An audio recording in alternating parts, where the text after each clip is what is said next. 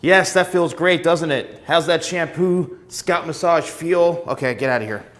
Now, my question for all of you is, and this is going to be somewhat of a shorter video, how often do you wash your hair? I want to see as many comments as possible. But on the flip side of this, I've done videos and I've had people respond. I actually had someone, have a pretty hefty response to one of my videos about how to wash your hair. I suggest washing your hair as often as needed, because what's going to happen is your hair will start to smell, it'll start to build up with a lot of oils and dirt and elements and whatever is out there in the air or hair products that you use, it will start to build up. Your hair and your scalp could start to become very oily.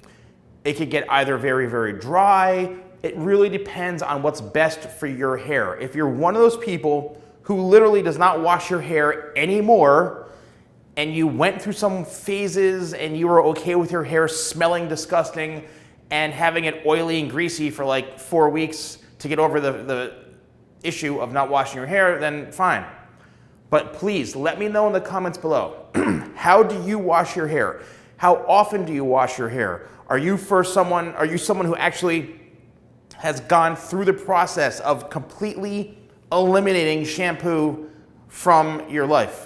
Let me know in the comments below. Do you wash your hair every single day? Do you condition your hair? Conditioner is very, very important. That actually helps smooth out the hair and close the cuticles so it's